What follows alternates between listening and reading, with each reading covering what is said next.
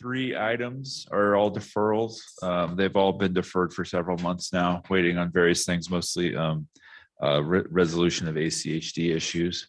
Isn't that Gardner Blatt one the one that tried to get us to like pre-approve them? Correct. Okay. Yeah. Thinking that ACHD was forthcoming very soon, and that was 3 months ago, and I haven't seen any movement on that one. So yeah, still waiting. So 1, 2, and 3 deferrals, and that would be date specific to next month, April 13th. Yeah, 13th. Yep. We would propose number 4 for consent.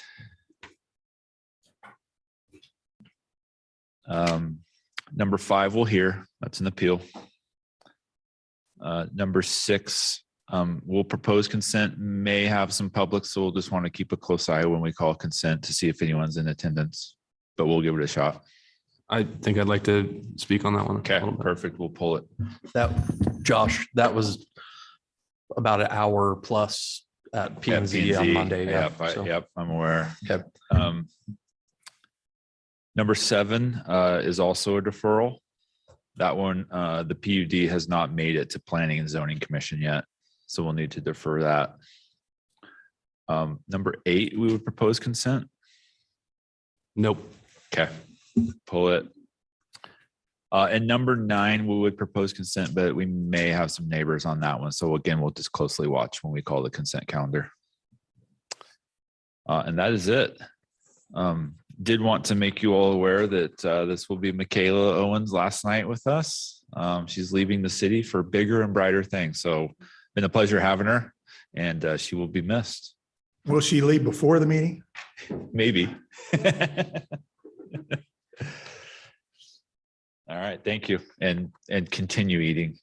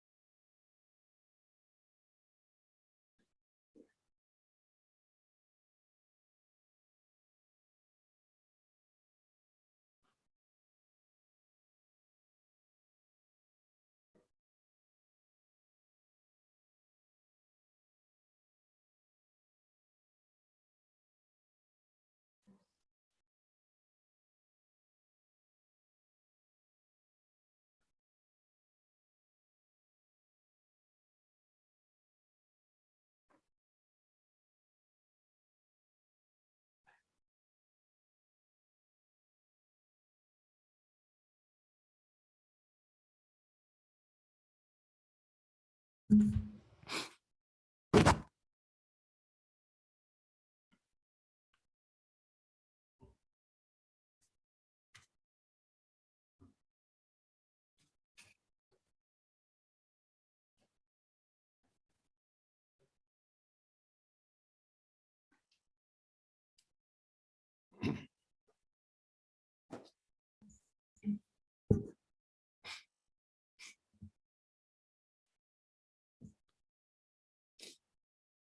Mr. Chairman, ready if you are. All righty.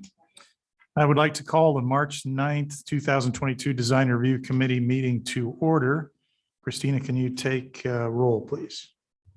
Simple, Here. Zabala, Here. Rudine, Here. Aguilar, Here. Zuckerman, Here. Erstad, Here. 6 present, 1 absent. At this point, I will take a motion on the February 9th, 2022 minutes. Mr. Chairman, Yes. I would move for approval of the hearing minutes of February 9th, 2022 as written. Second. Have a motion and a second. With Christina, will you call the roll? Mr. Chair, Yes, I'll be abstaining. I was not at the last meeting. as will I, for the same reason. Simple, I, Zabala, Aye. Rudine, Abstain. Aguilar, Abstain. Zuckerman, Aye. Erstad, I, motion carries. Thank you. There are 4 items up for deferral on tonight's agenda. The first deferral item is item number 1, ERH 21-00376, which will be deferred to the April 13th meeting. Is there any member of the audience wishing to speak to this who cannot make it on that date?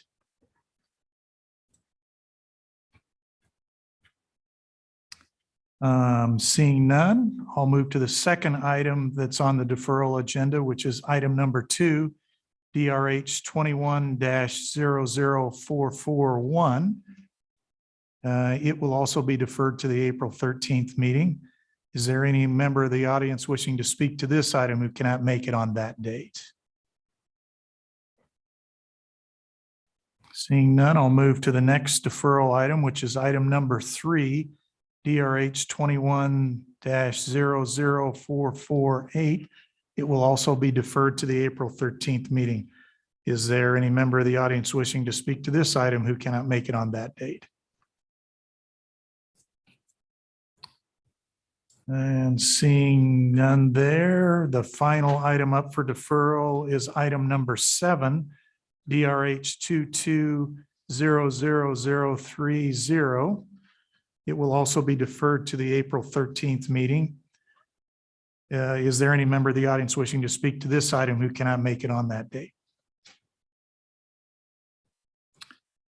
I will take a motion on the deferrals. Mr. Chair, Yes, Mr. Sample. I would move deferral of item 1, DRH 21-00376, item 2, DRH 21-00441, item 3, DRH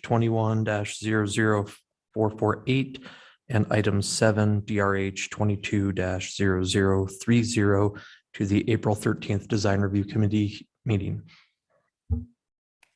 I have a second. Second. Moved and seconded. Could I get you to call the roll?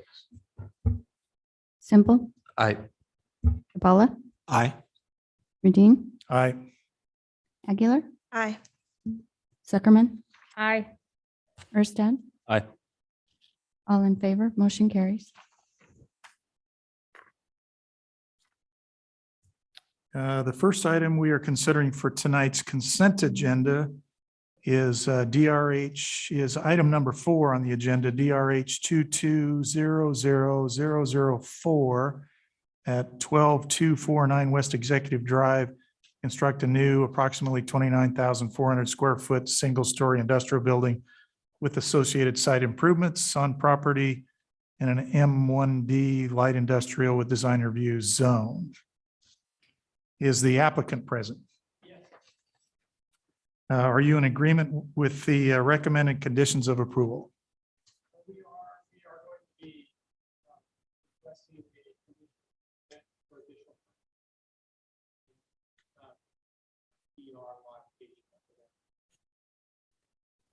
I don't know that that changes anything in terms of the consent agenda. All right, the applicant is in agreement with the recommended conditions of approval.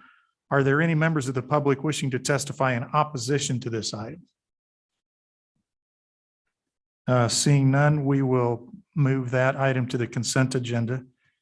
The second item on the to be considered for tonight's consent agenda is item number 9, DRH 22000046, 12673 West Ash Creek Street.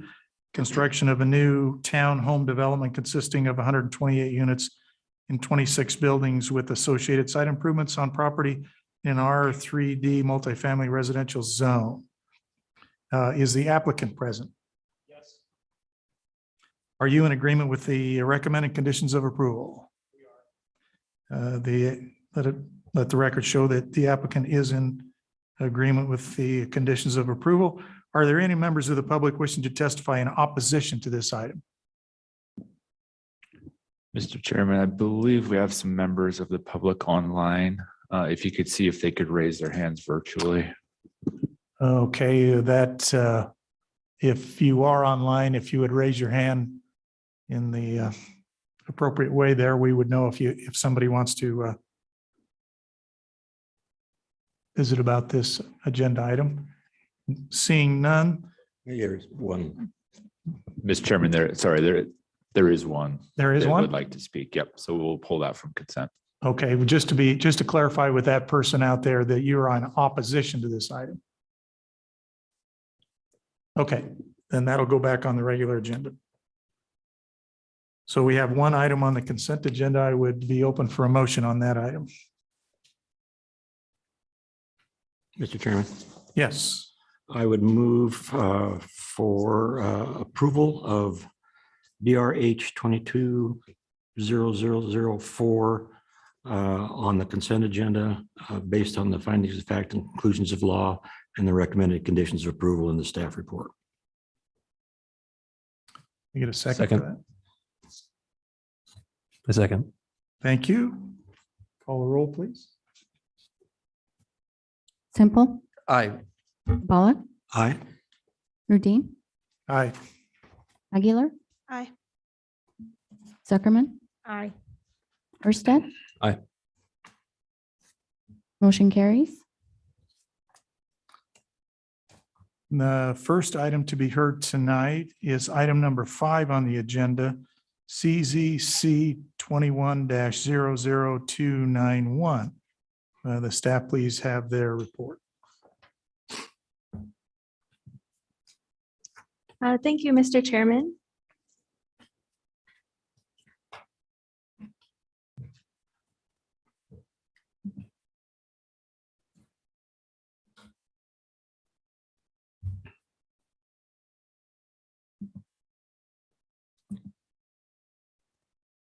Thank you, Mr. Chairman and committee members. This is an appeal of an administrative approval, CZC 21-00291 at 6621 Ustick Road.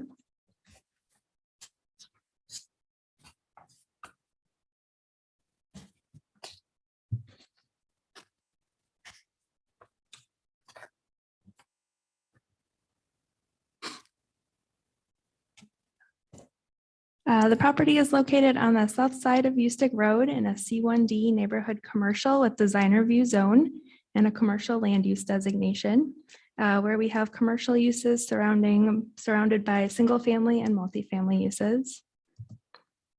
So here's that zoning map and land use map. So this project was appealed. The applicant provided a number of grounds for their appeal. The first was that the applicant didn't follow the required procedures in regard to the neighborhood meeting.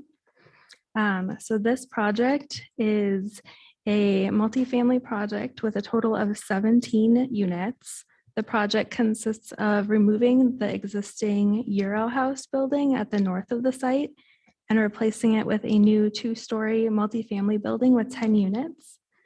And then the building to the south would be retained and a 2nd story would be added to provide the 7 additional units, resulting in the 17 total units. So typically a project of this many units, a multifamily project in the C1D zone would require a planned unit development application, which would also require the neighborhood meeting and a planning and zoning public hearing.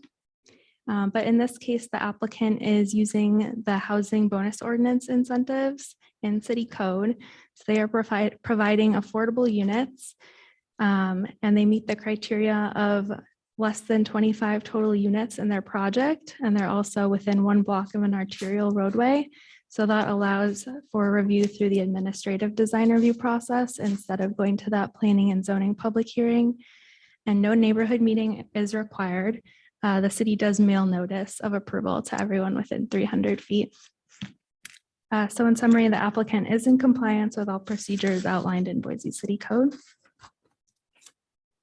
And here is that chart just kind of outlining the available incentives through the housing bonus ordinance. You'll see that they are using 2 of the incentives. They are not utilizing the density bonus. So just in the standard code, 26 units would be allowed. With the incentive, there's no density cap, so they could add quite a few more units, but they're only proposing the 17 units, which is just below what the standard code would allow. There's also a height incentive, and they're not taking advantage of that either. So the base code would allow 35 feet.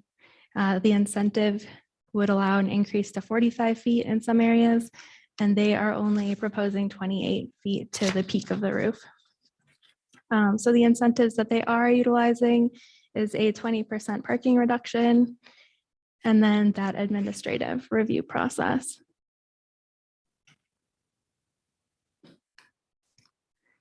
The second ground for appeal that was mentioned was that the project does not comply with the site design findings relating to traffic impacts. We did receive the ACHD approval of the project. They required right-of-way dedication along Ustick Road for future road widening and closing of an existing curb cut not being used. Based on the ITE trip generation manual, when compared to commercial uses going in the existing buildings, this is actually anticipated to have less vehicle trips with the multifamily project proposed. So there was no additional traffic mitigation required. The applicant is providing the 20 required parking spaces on the site, which meets Boise City Code with that 20% allowed reduction. There's also existing sidewalk along Ustick, and the applicant is providing a pedestrian connection into the site. So staff believes that traffic impacts have been minimized and pedestrians and cyclists have been provided for. The third grounds for appeal was that the project does not comply with any of the structure design findings, which include the building mass, the facades, the facade openings, the exterior materials, and commercial buildings adjacent to residential. So here are those findings written out.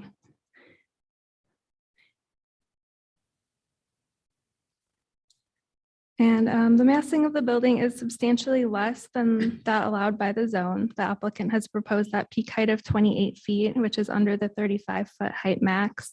Only 17 units were proposed where technically unlimited density would be allowed. The building features a number of design elements that enhance the building and relate to the surrounding development. The buildings feature the required articulation features for multifamily buildings. The balconies on the south building are on the north elevation, so they are not facing the adjacent residential to the south. The materials being used can be found in the neighborhood. The colors will complement the surrounding structures, and utilization of that existing building is also encouraged by Blueprint Boise. So overall, staff believes the project is in compliance with all the structure design findings for the design review approval. And then the appellants also contend that the project does not comply with the CCNRs, which mention restriction of development to single-story commercial uses. So CCNRs cannot be enforced by the city. That would be a private agreement between those business and property owners. So it would be up to those property and business owners if they wanted to pursue enforcement of those CCNRs, and that would be outside of our city review process. And then they also mentioned concerns about underground gas tanks. That is reviewed by the Idaho Department of Environmental Quality, and the applicant would have to obtain any required permits. So in conclusion, staff believes that the project complies with all Boise City Code requirements, the design review standards and guidelines, and Blueprint Boise goals and policies, and recommends denial of the appeal and approval of the project subject to the original conditions of the approval. Thank you. And I believe the order is appellant speaks next. Thank you. Any questions for staff? At this time, I'd like to hear from the applicant, if you're available.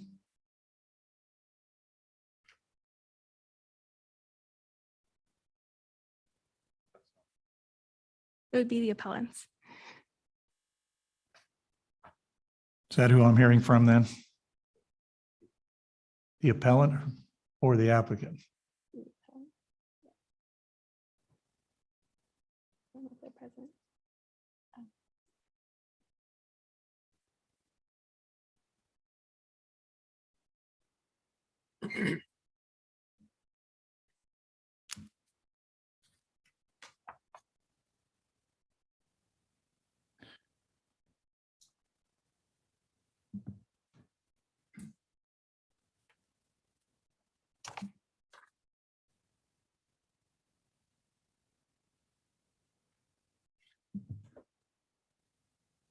Mr. Chairman, I don't believe we see them present.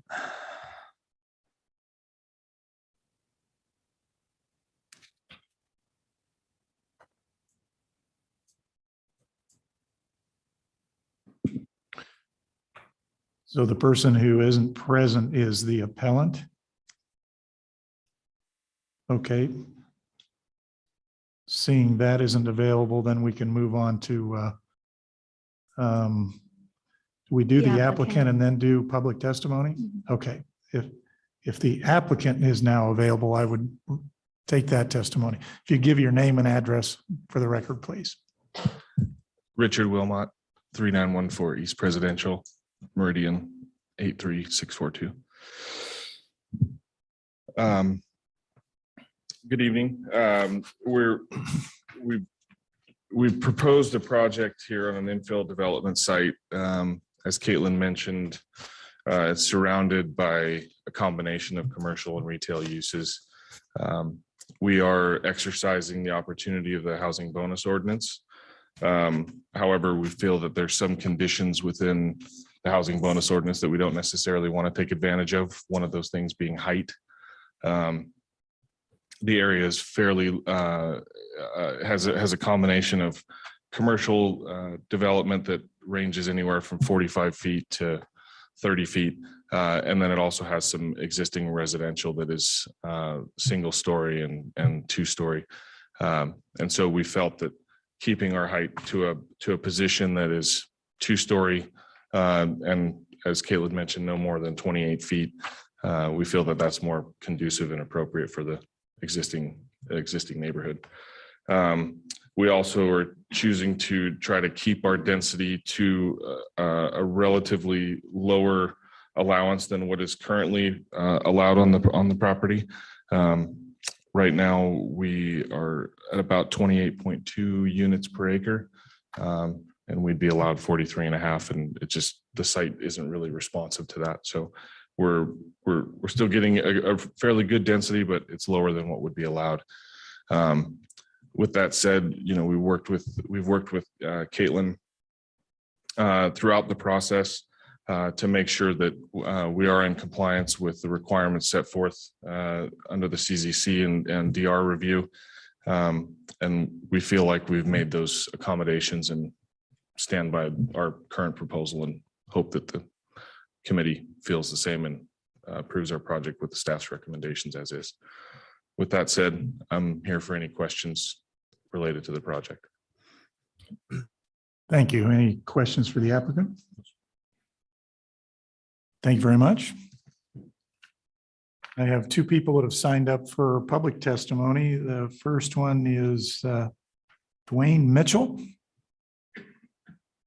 If you would step up and give name and address for the record.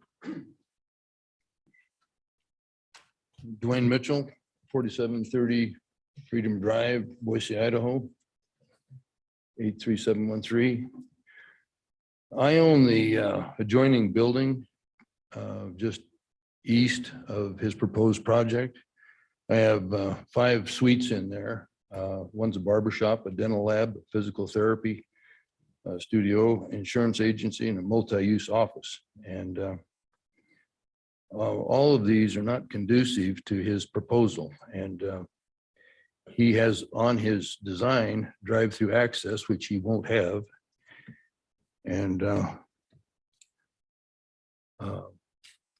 I've been in that location for 40 years. I suppose I'm the guy they'd really like to get rid of. But nobody in the neighborhood, maybe exception of one person, is for this development at all. And it probably will get into some litigation. I won't threaten that, but I probably guarantee it. And I can't understand why they don't come back with a decent commercial design to renovate and keep it within the scope of the covenants of the subdivision, which says that you can't have any the covenants if they're still valid. And I don't know why they wouldn't be. There's been no meetings against that, but you can't have any residential in there. That's putting it right in the center of a commercial development. And the traffic is going to be unbelievable. You have a scenario with a gun store on one side and a beer store 50 yards from there.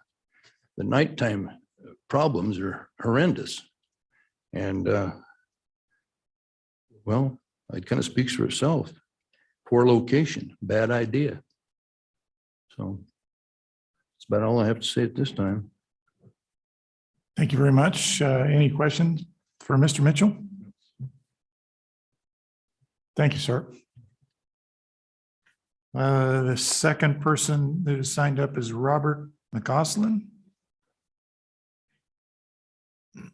Same drill. If you give your name and address before you speak. Robert McCausland, 6709 West San Fernando Drive, Boise, Idaho, 83704. Good evening. I'm going to write a letter, or I'm going to read a letter from an opposing neighbor that their property directly backs this proposal project. Literally 15 feet away is their backyard. So I'll start with that. I am writing, oh, and she is present as well. I am writing, sorry about that. I'm writing to this committee to strongly express my opposition to the proposed building project, which not only directly affects my immediate family, but also that of my longtime neighbors. My residential property is 6620 West San Fernando Drive, in which I have lived in since 2008.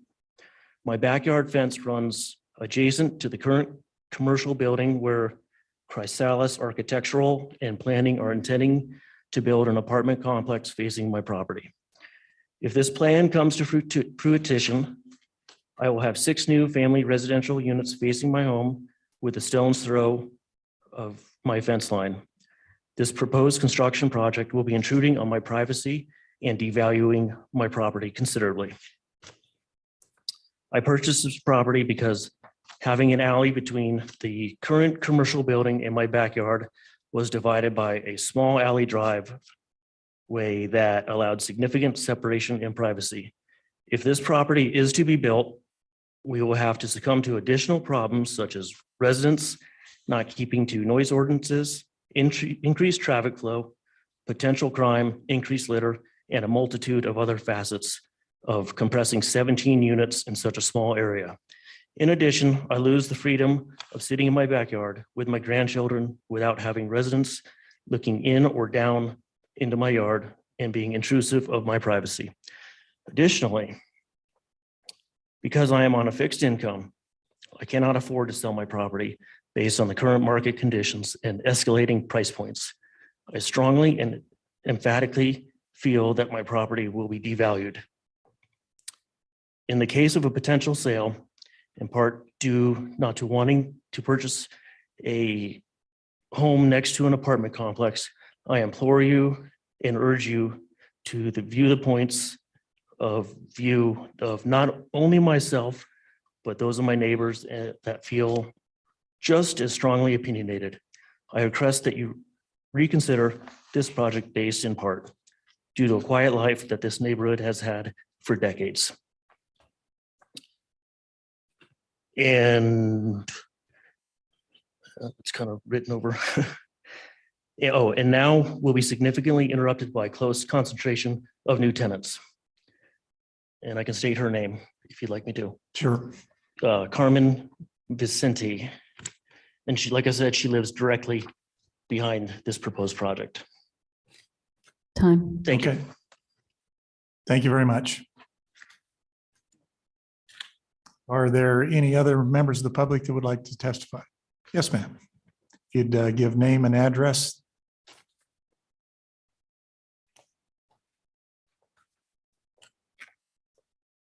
Good evening, Mr. Chairman and members. I appreciate taking the time to listen to us. I am one also directly in back. Excuse me, would you just? My name is Thank Dr. Diane Oliva, and speaking on behalf of myself and my husband, Mr. Stan Oliva. We live at 6704 West San Fernando Drive. We also have a home for almost 40 years now, directly in back of the proposed area of the apartment buildings. And I think that Carmen spoke to it very well, so I won't go over any of those points, but it is most definitely, we're all one story along that line. It is an intrusion of our privacy, and it is windows and doors that will face all our properties. However, that's not what I want to speak to. I want to speak to the safety concern. As the former recently retired West Ada School District Federal Programs Coordinator, I have worked with those in poverty for many years. My passion is to find appropriate homes and appropriate places of play for those children and those people who have so much less than we have here in this room, the less fortunate. This proposal sticks, and I would say shoves, an apartment complex in a all concrete 20 car spaces and 17 apartments in that space. Where will the children go? I can tell you the first thing is they're going to find a place. And that Ustick Road is already so busy that it is over. They were saying that when I say they, the transportation department says you should not have more than 18,500 cars on a two-way road. On a three-way road, that's a two-way road, and we're way over that. Those kids will find a place to play. And their balls and cars, their balls, their bikes, their play equipment, it's going out in that road. That is not a safe place. I would not let my children live there, my grandchildren live there, because it is not appropriate. Let's find appropriate housing. But as leaders of our community, we have to ask ourselves the question, why do we always find the most inappropriate places for those that cannot speak for themselves? This is just a poor design in a poor place. not appropriate. Thank you. Thank you. Are there any other members of the public that would like to speak?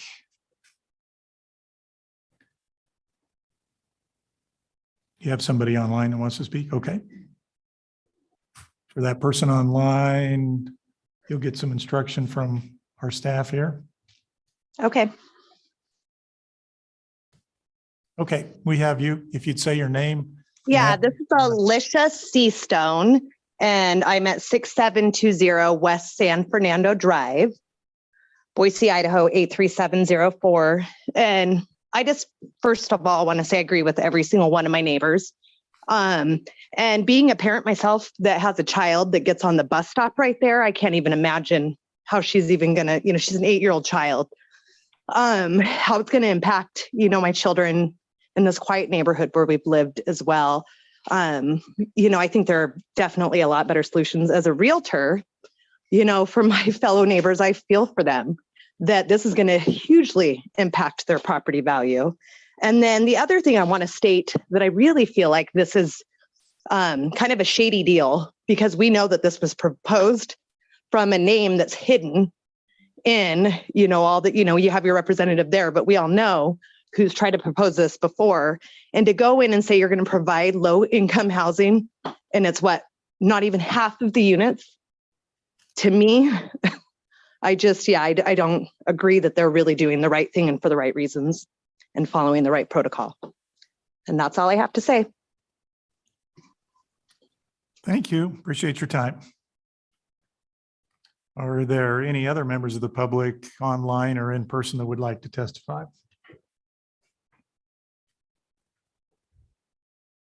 Yes, I would also ask, is there anybody from a neighborhood association that would like to testify? Okay.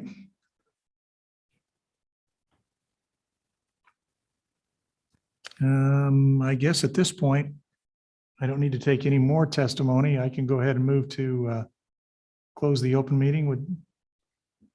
Mr. Chairman, you'll want to allow applicant rebuttal. Applicant rebuttal. Okay. Well, I was confused because the person doing the applying is the appellate. So does that, the applicant has that same privilege at this point? They do. Okay. Correct.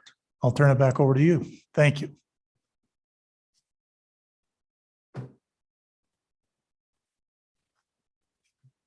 Richard Wilmot, 3914 East Presidential Meridian 83642. This project is it's an infill site, obviously. We've tried to accommodate a number of things with this particular development that we think are relatively important. One of which is utilizing an existing building.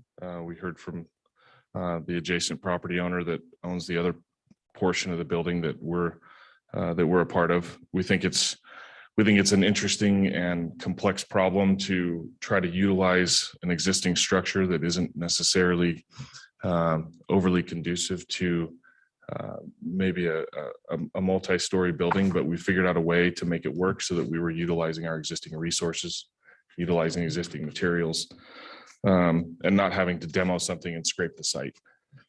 So in that regard, we've utilized the existing office building and again, managed and figured out a way to accommodate a multi-story structure, which we think is fairly significant and should be fairly considerable.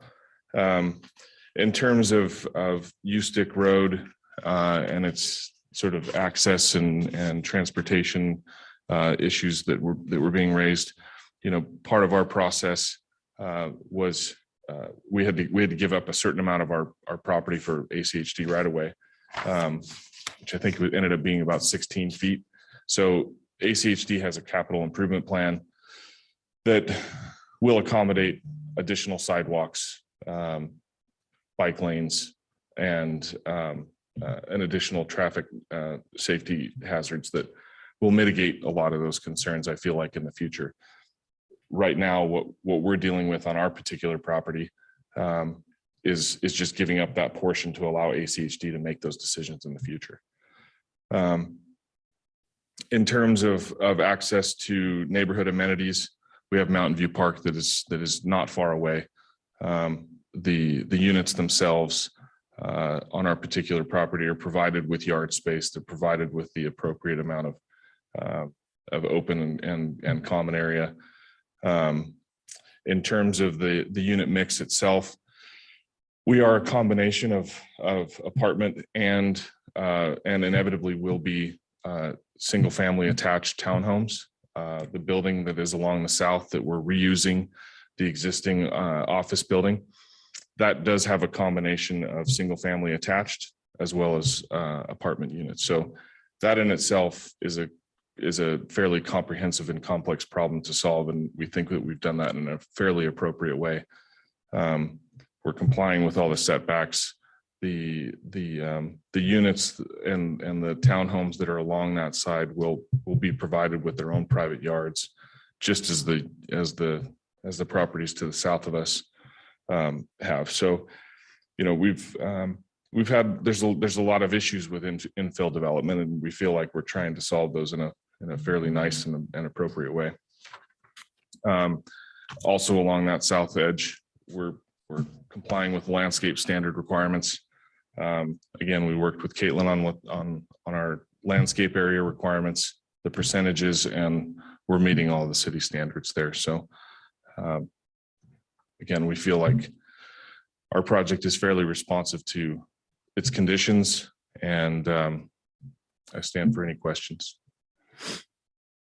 Thank you. Any further questions? Thank you very much. At this point, I'll close the public portion of the hearing and open it up to the committee for discussion and a motion. Mr. Chair. Yes, sir. So I guess I want to start with, it sounds like, well, first of all, the project did or was determined to meet all the design review standards. The C1 zone, whether it allows or conditional use for residential uses, that seems to be in conflict with some private CC&Rs. And again, as stated by Caitlin, we don't really have purview over private agreements and CC&Rs, and traffic and parking. I mean, parking standards for the number of stalls we can look at, but traffic in general is not, again, under our purview, and neither is really the land use. I mean, that's a planning and zoning issue, and it went administratively through the city. They, go through every department and have them review it for consistency and applicability of those codes. So I understand there's a disagreement between the neighborhood and the applicant as to whether or not the use is allowed.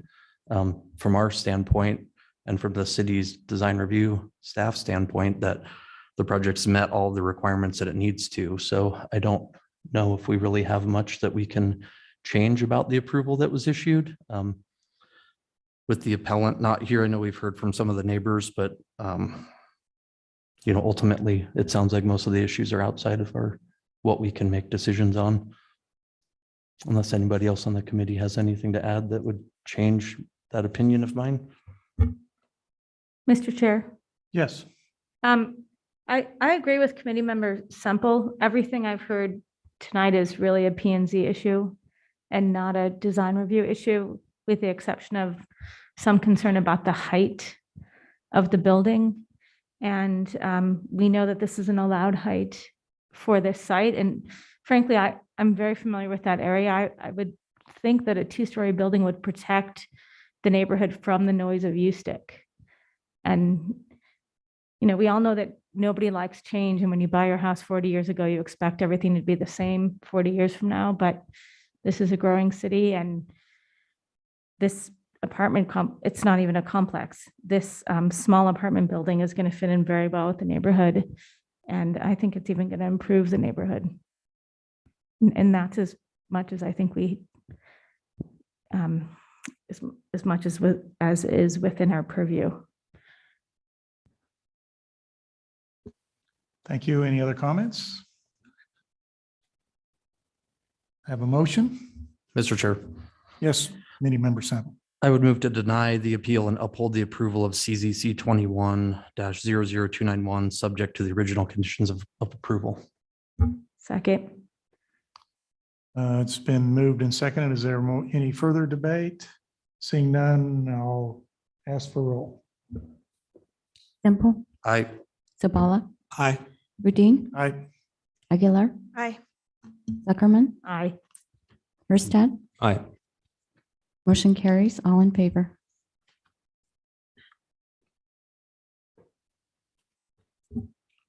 The second item up on tonight's agenda is DRH item number 6 on the agenda, DRH 22-00024, 2426 North Arthur Street and 3912 West State Street. It's construction of a new 5-story mixed-use residential building with 102 units and ground floor commercial space with associated site improvements on property in a C2D general commercial with design review zone. I'll turn it over to staffs for their comments. Thank you, Mr. Chair. So I will be brief with this one, and then we can circle back and see what we'd like to discuss tonight. But the subject property is located at the northeast corner of State Street and Arthur Street. We have the State Street transit-oriented development plan that calls for higher density residential uses along State Street, which will support transit and the adjacent commercial uses. We have commercial uses on either side of State Street along a single-family residential neighborhood to the north. And then we have Taft Elementary School located to the east.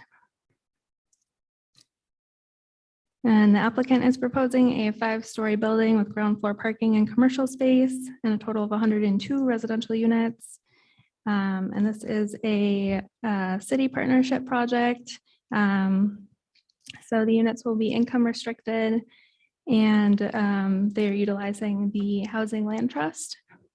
And the project did receive PUD approval along with the height exception request and variances on Monday at the planning and zoning hearing.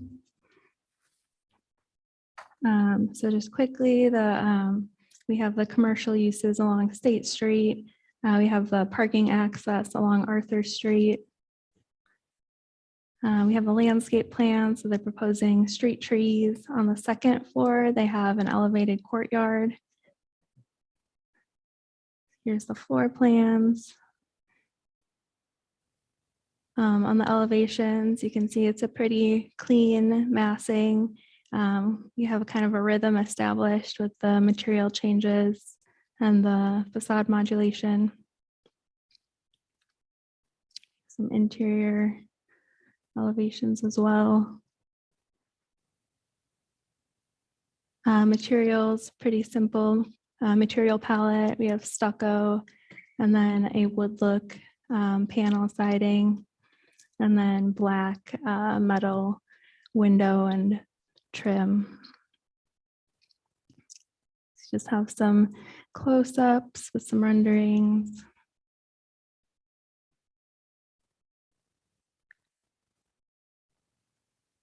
You have the screening on the ground floor of the parking garage. This shows some pathways and the connections they're establishing around the site. So they will be constructing a 12-foot wide multi-use pathway along State Street. And that'll kind of create a better pedestrian environment along State Street. And then they also are providing a connection from Arthur Street into that existing community garden on the elementary school site. Here's kind of a rendered landscape, including the courtyard. You have some street sections. So this is along State Street, the 12-foot multi-use path. This is a section of that elevated courtyard. We have a couple more renderings. This is at the corner of State and Arthur, along State Street, and the perspective from the elementary school. So we did have a lot of neighborhood concerns that were submitted, and most of those had more to do with the planning and zoning decision. in regard to the density of the project, the height of the project, and traffic concerns. So that has all been approved at the planning and zoning hearing. And then I did send some late correspondence that just included the Public Works approval of the solid waste service design, and then ACHD revised their approval to also include approval of that solid waste design. And then we do have the recommended conditions if you'd like to look at those.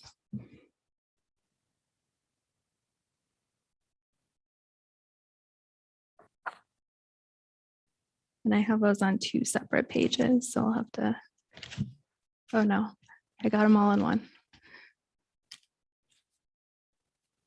So in conclusion, the planning team recommends approval with conditions, and the applicant is in agreement with all the recommended conditions. Thank you, Caitlin. Any questions for staff? Seeing none, is the applicant present? Would they like to speak, please?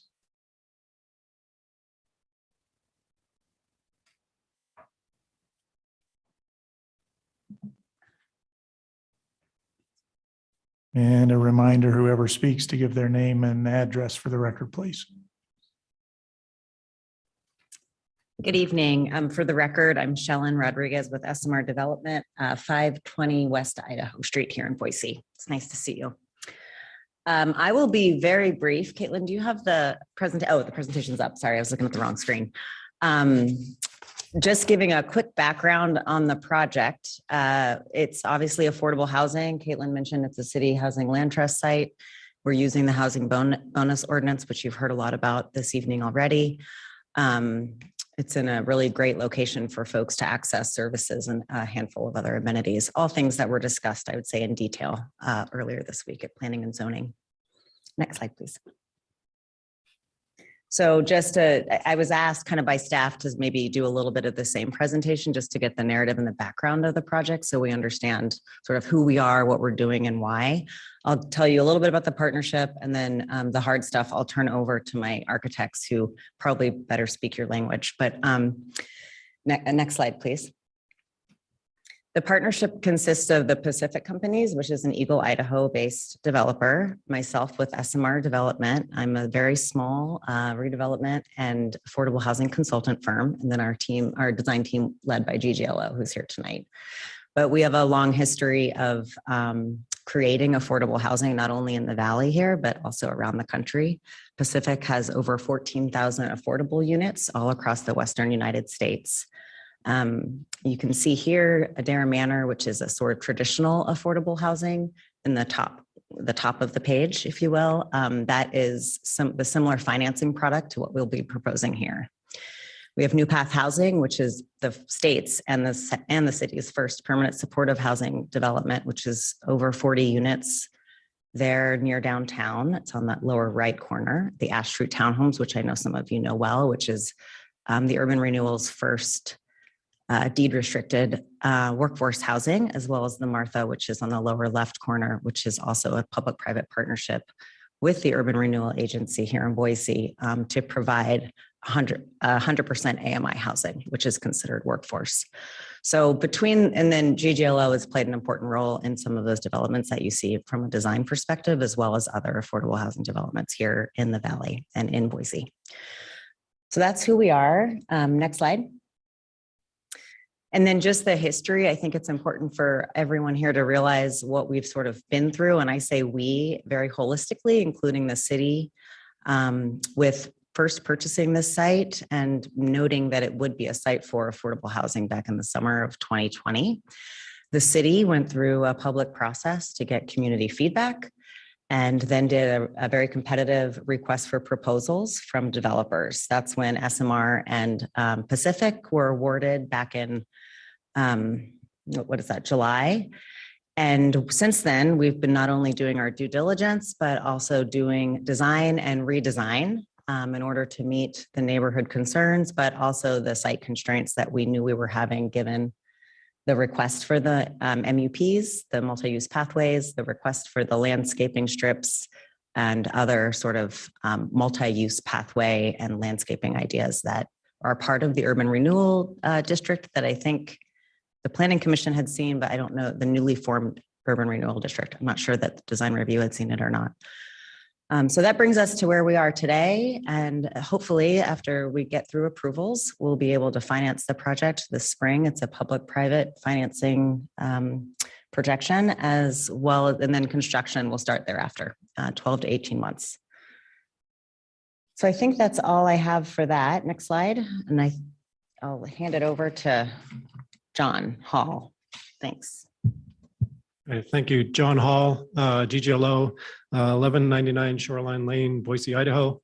I'm an architect and principal with GGLO, and so going to set the stage a little bit for the development that's in front of you today. As Shella mentioned, we have a number of developments we've been in partnership with in the city of Boise, including right out front here, the Boise City Hall Plaza and Sherry Webb Buckner Park, which are beloved city icons. But just to set the stage of where we are, we're along State Street, the transit-oriented corridor here. We're adjacent to Taft Elementary and the Veterans Memorial Park. So we have great open spaces nearby and a great relationship with the Taft Elementary School that will be in the backyard of this development. Next slide. Zooming in a little closer here, just looking at what's happening along State Street. You know, it's been recently improved. We talked about the multi-use trail, which will be developed as part of this development. The proximity to Taft Elementary, the buses that will be along State Street, there will be a bus stop literally at the front door of this project. And then close proximity to retail, grocery store, and jobs all throughout the city. Some views of the site. The upper left is looking into the site. The former Smokey Davis site that you may be familiar with. The upper right side is looking along State Street to the north at the existing sidewalk condition, which is going to be widened and improved with that multi-use trail. The view in the lower left is what's going to be the view from the upper levels of this development of the foothills. And then the lower right is the view of the community garden, which is going to be in the backyard of this new development. So really just looking at the goals for this project are really about maximizing the affordable housing, understanding the critical need for that in the city of Boise, balancing density with livability, really looking at the connections into, out to, and through the neighborhood. And lastly, as Caitlin mentioned, you know, a clean design language of durable, simple materials that will withstand the test of time as necessary for an affordable housing development to go on into the future. So I'll turn it over to Ben to get into the details.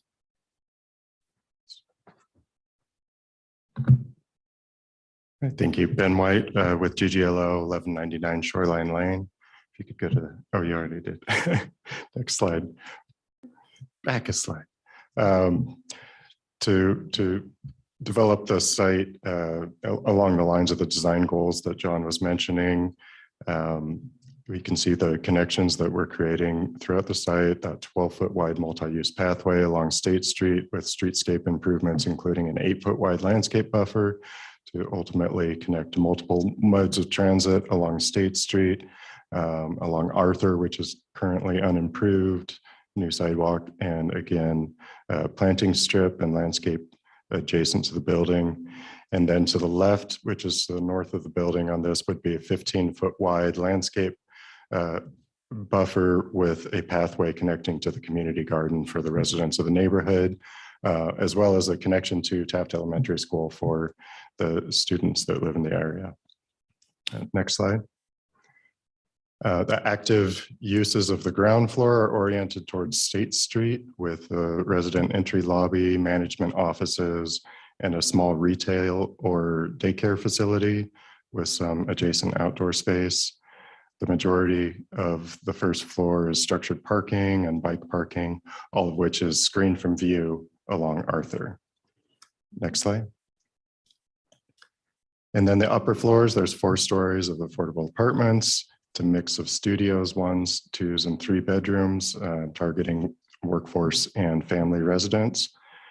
And that's arranged in a U shape around that courtyard that's on that podium, which has play areas, garden space, barbecue and picnic areas, and outdoor patios for some of those units. That U-shaped form really helps buffer that courtyard from the noise and traffic of State Street, but also stepping down the building towards the east side ensures solar access for the adjacent community gardens. And the arrangement, as John was mentioning, will provide views for all of those units facing east of the foothills. The majority, the primary massing, the taller massing is held towards State Street with the tallest point identifying the entrance, the primary entrance. The overall mass is broken down with a series of offset planes that are articulated in contrasting materials to set up that rhythm as you move around the sides of the building. And as you move around towards Arthur, those masses are reduced in scale as you move towards the more residential neighborhood, and there's more articulation of the residential amenities along that facade. Those are also expressed with varying parapet heights to more strongly depict the different masses and create visual interest along the roof line. Next slide. And again, the palette of materials that was already mentioned, the primary mass in the light stucco, contrasting with the wood finish panels. The base is distinguished with a slightly darker stucco color. And then the windows and trim and railings are in a black finish to crisply contrast with the light siding. The upper and lower portions of the building are connected with the use of the wood finish panel, which reaches down to the street level to provide that warmth and natural texture at the pedestrian realm, along with some wood finish aluminum battens that screen those openings into the structured parking. Next slide. And again, the material palette was to keep the goal was to keep it simple and clean and durable quality materials. Just like to say, we appreciate working with staff and are in agreement with the recommendations and the conditions of approval that are in the report. Thanks. Thank you. Any questions for the applicant? Mr. Chairman? Yes, sir. Was there any consideration of going taller in certain areas of this design, or were you limited by economics or building type? We were limited by, it takes advantage of the housing bonus ordinance to get to the 55 feet to maximize the density of the site. There's a couple of areas that we actually asked for an increase at planning and zoning on Monday to provide not only adequate ceiling heights and clearances in the garage, but to further articulate the difference between the massings and varying those parapet heights. We also asked for requested an additional few feet to allow the massing to screen the elevator overrun, and also the mechanical, which will be screened beyond that. But beyond that, we're limited just by the zoning. Thank you. Thank you. Any other questions? Thank you very much. Are there any members of the public that would like to testify at this point, online or in person? I have one person in person. Yes. If you'd state your name and address for the record, please. I'm Susan Brown. I live at 3885 Stacy Drive, and I'm not good at talking in public, so bear with me. You're doing great so far. I'm not on the floor. I've lived in Taft subdivision for 52 years now. It's a quiet little neighborhood, quiet little subdivision. There is no commotion, no nothing. A 5-story complex like that in a tiny little space, because that's where Smokey Davis used to be. And it's not that big. And the idea of 5 stories, And the question, how are they going to get out on State Street? Because the only way you can get out on State Street from Arthur is to go right, to go west. you can't get back on State Street from there. You'd have to go through Taft subdivision to get back into State Street unless they're going to redo that whole area there that they just put in a year ago. I mean, the traffic through the subdivision would be out of sight unless they're all going to go west and then go down a ways and turn around and come back if they have to go to town. And the idea of 102 units in a small little area, we've just been blessed down there because there's been no commotion, no buildings. I'm just being, well, you can tell, I don't want it there. Find someplace else to put it because it's a tiny little area. And like I said, it's a small little subdivision that people have been there for years. I moved in there 52 years ago and paid $16,000 for the area for my lot. Now they're going for close to $500,000 in these tiny little houses that I've lived in. I mean, that are in there. They've done a lot of remodeling, but anyway, that's my opinion. I just don't do it. Thanks. Thank you very much. Any other members of the public that would like to testify? Yes. Name and address, please. Mr. Chairman, Jeffrey Wardle, my address is 251 East Front, Suite 310 here in Boise.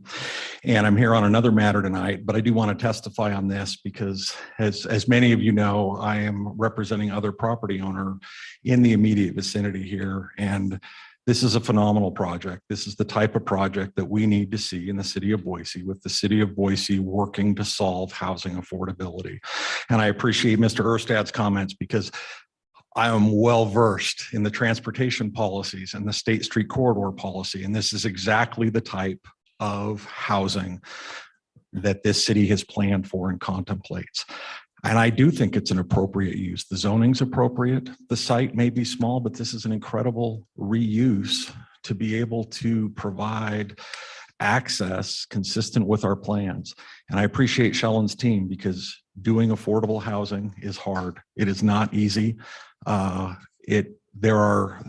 are concessions that you have to make in the process, and I'm impressed with the size of the units that they've proposed.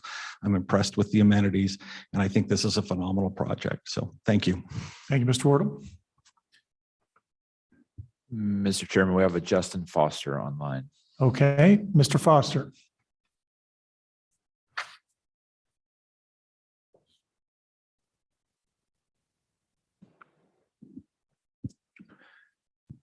Mr. Foster, if you'll unmute, you should be able to speak.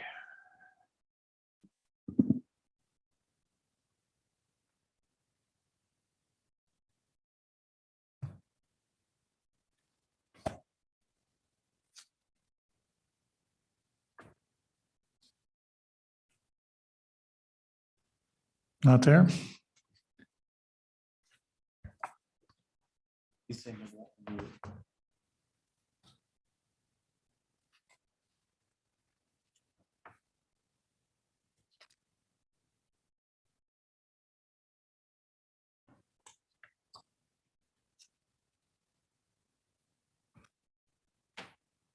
Just one moment, Mr. Chair. He's going to sign in on his Thanks. phone. No problem.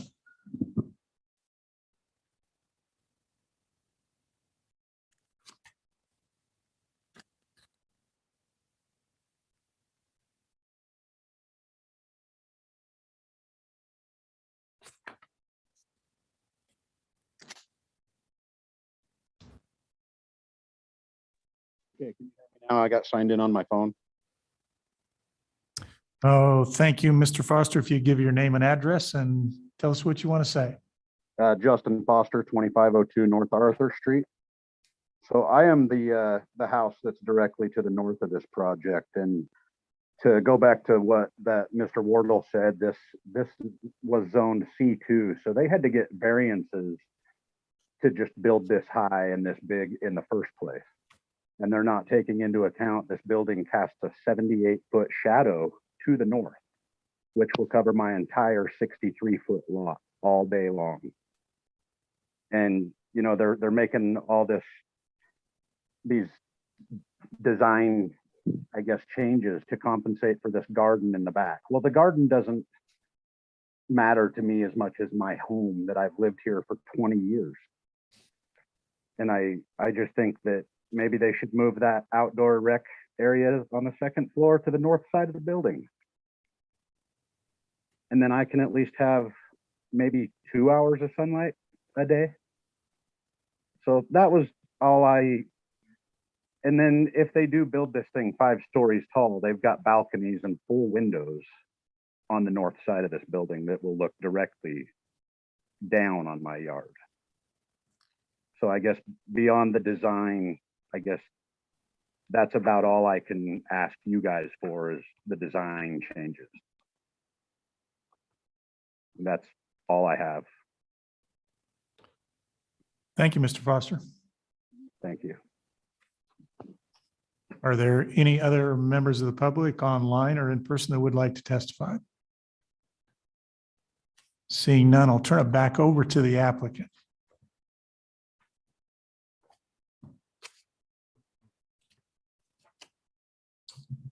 I just, in response to some of the issues that came up, part of what we were looking at is the balance of providing the maximum amount of affordability on this site, affordable units on this site, but doing so in a way that we think does respect the existing context and the vision of the density of State Street in the future. And I think the building will actually have some benefit for the neighboring residents, residential properties, and that it will help buffer some of that noise and traffic from State Street. We did look at in the design setting back on that north facade beyond the minimum zoning setback and stepping back the upper floors from the lower floors. But again, it was a balance of the overall massing and what we could provide in terms of housing. Thank you. Thank you. Any questions for the applicant? I guess I do have one, since one of the comments was focused on neighborhood traffic and getting on State Street and off of State Street. If you could address that, I would appreciate it. Yeah, so a couple of responses to that. One, as ACHD did improve this street, they did restrict that intersection to be a right turn only, leaving out of Arthur. The building sets the entrance to the garage back away from that intersection to keep it a safe distance from the intersection, and relies on its location and proximity to transit as a transit-oriented development to have a reduced vehicular use by the residents. But there will be some additional traffic that is created by the project, and there will be additional cars on the street. And we would just expect them to navigate entering and exiting on Arthur, as do other residents of the neighborhood. That answer your question?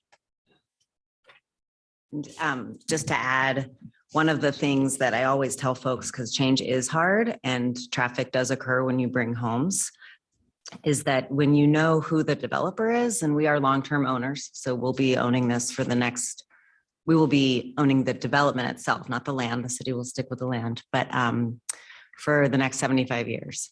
So what that means is when there are traffic problems, and I say that to the neighbors online watching and that are in the room, is you have somebody to call. It's not somebody that's in California or Pittsburgh that you can't reach. You've got us, we've got a property manager on site. We can have signage for towing, and it's really about managing the parking. It's not easy to have change in your neighborhood, and it's not easy to have more traffic. But I think when you know who the long-term owner is, it makes it a little bit less painful, perhaps.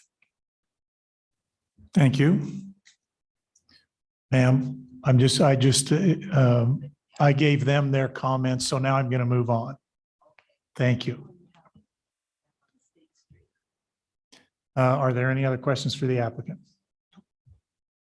Seeing none, I will close the public portion of the hearing and move it back to the committee for comments and a motion. Mr. Chairman, just some opening comments. Yes. To get the conversation going. I think the presentation, the slide that I most caught my eye at the most was the 30,000 foot level. looking at this project in the context of the amenities that are around it, the parks, the retail, the other commercial amenities, when you look at that, being on a major transportation corridor, I think it's going to be, in some ways, it's going to de-incentivize the use of the cars. They're going to be walking, biking, getting mass transit and the bus and that. So I'm not so concerned about that. I do think it's a well-designed project for a very tight, constricted site, and that they've done a lot both for that particular corner, for the immediate school property, trying to be a good neighbor there and working with that. I think it's a good opportunity for that kind of environment to be created in that area.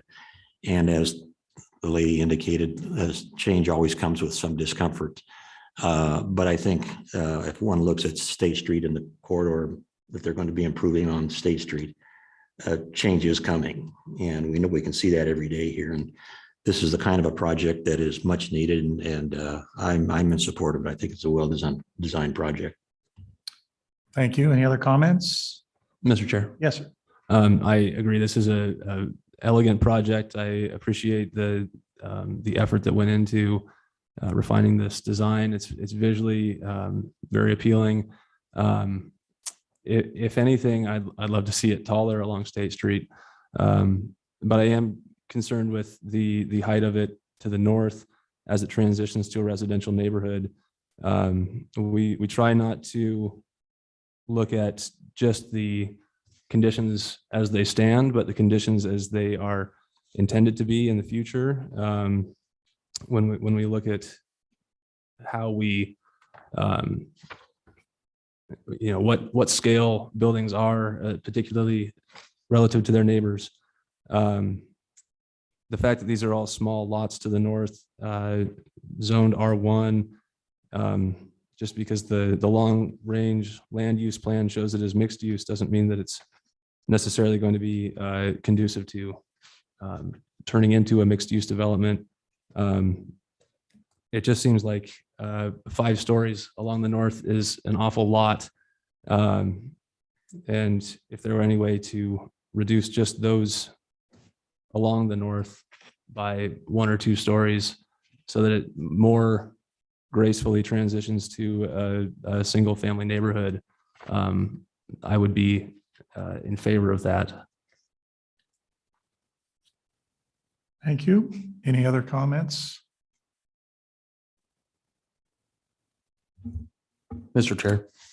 Member Sample? Yeah, I think I agree in part.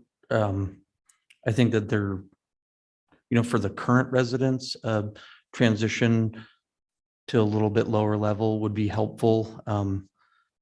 But ultimately, we are looking at this as a transit-oriented development corridor of State Street that, while there's single-family homes there now, there was single-family homes directly on State Street that are no longer there, that are developing as multifamily residential, commercial, basically every use, mixed use. And I think because of what we're dealing with the housing issues in Boise, especially affordability, removing any units is probably a more negative impact. And I know that that's hard to swallow when you're living right next to a 5-story building sometimes. But ultimately, we're all dealing with change. And we have to try to find a way to balance out what our community needs long-term, as well as trying to get some more affordability injected so that people aren't having to spend $500,000 on a single-family residential home. And a lot of the people that will be living in this development, that's just an unattainable thing. So I do really like the project a lot. I think the design is great. I understand the need for potentially transitioning down in height, but I don't know if I could make that choice with the elimination of, anywhere from 5 to 10 families being able to live in Boise versus an outside community and having to drive in to get services where they could live here and walk, bike to schools, grocery stores, any number of services that are necessary. That's pretty much all my comments. Thank you. Any other comments? Mr. Chair, Yes. I agree with Committee Member Semple about housing as many people as possible. And I don't think that a building of this size requires step down. 5 stories isn't that tall. It's not much taller than a 2-story home in the grand scheme of things. And I very much appreciate the straight lines of the roof. We often, this committee often sees buildings with what I think is an absurd number of roof lines in a single building. And I really appreciate that this is one clean roof line. It's time for more of that. Thank you. Anybody want to entertain a motion? Mr. Chair. Yes.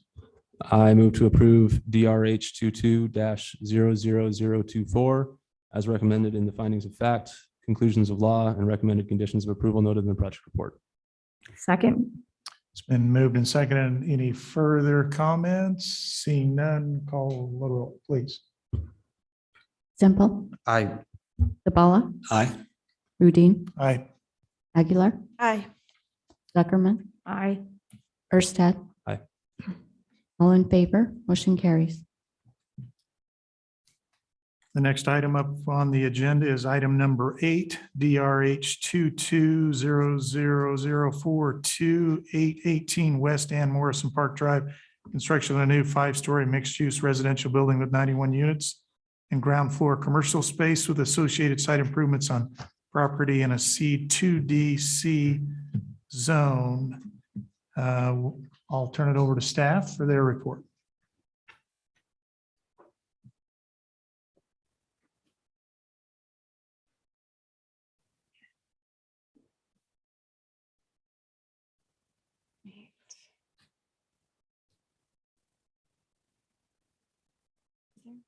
Is it different for screen on this? Oh, this one, right? Yeah. These are our teams.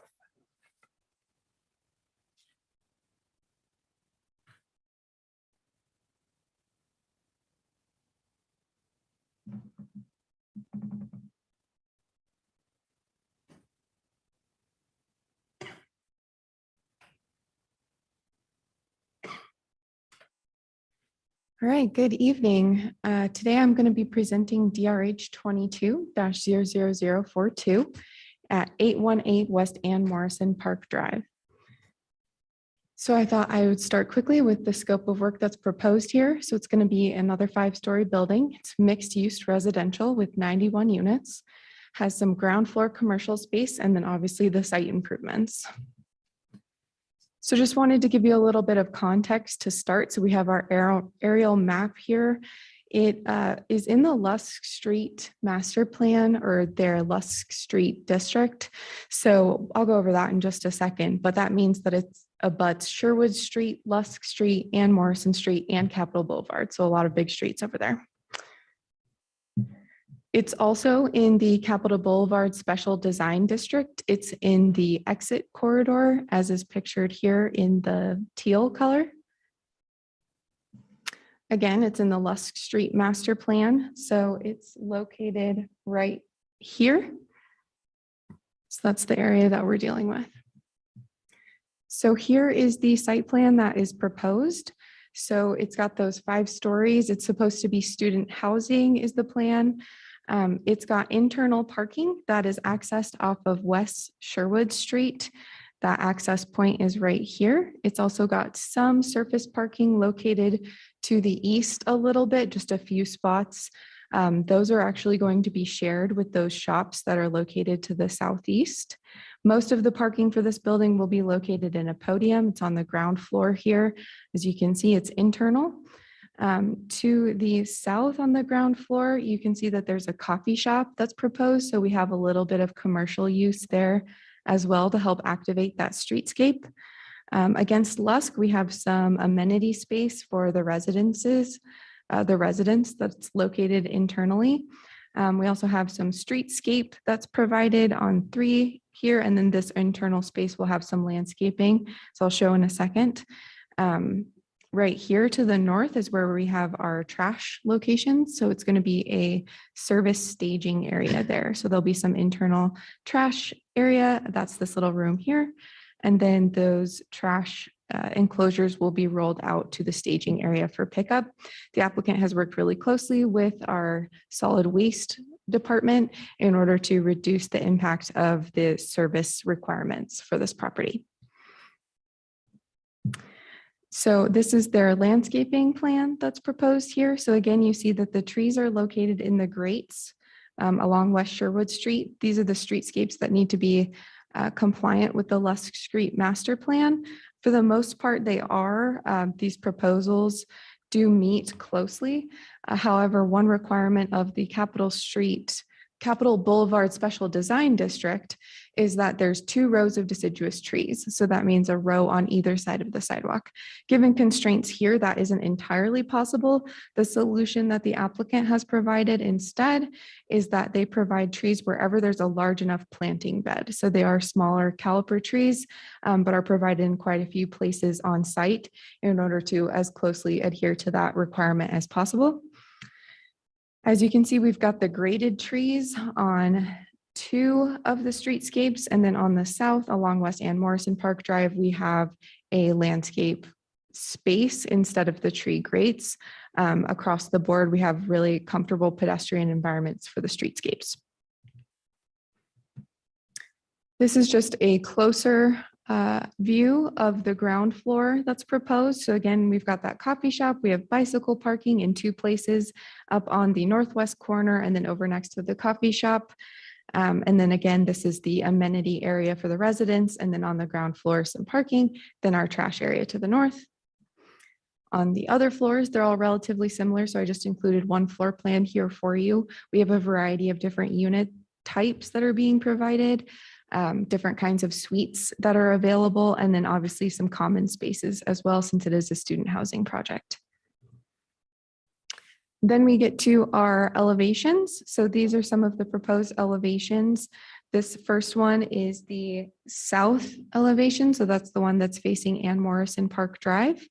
As you can see, there's quite a bit of modulation provided there, both vertical and then roofline modulation, with those corners on each corner of this building really clearly articulated and given a different roof type in order to have them stand out, as well as some canopies that move up the building that draw the eye up.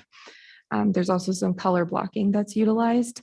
On the ground floor, we see quite a bit of an aluminum storefront system with weather protection in order to activate those streetscapes a little bit more for pedestrians and make them a more comfortable environment. This is our south elevation, or sorry, north elevation now. So that's against Sherwood. Again, you see pretty similar designs here on most of the building. On the ground floor, there's more screening provided for the parking area. However, on the corner, you do see that we've provided weather protection over where that trash enclosure area is going to be. So this is just a 3D view rendering for you to show what that design is going to look like on the northeast perspective. Again, you see lots of aluminum storefront system and then those canopies that go up the building, as well as some window patterning. You get to see the vertical modulation a little bit better at this view. This is the southwest perspective. So this is one of those bigger entries. You see like a little recessed entry there. Then this is an updated view after some plan changes in order to show how that streetscape is a little better activated here. I believe this is our final northwest perspective, just to see how it's been changed slightly. There's a ramp there and access, as well as some seating for people who are visiting. So the suggested conditions of approval that staff has provided are some bicycle parking conditions, which are fairly standard. Providing trees where possible. You've already seen how the applicant has done that on that landscaping plan. There is quite a bit of stucco that's used on this building. So reducing the stucco to 75% of the facade where it faces a right of way. There is some fiber cement wood material that you can see here that's used as an accent material. That does break it up quite a bit, as well as a lot of facade transparency, but just want to ensure that we're meeting those calculations. Providing some pedestrian elements of the ground floor, including weather protection and then some lighting elements.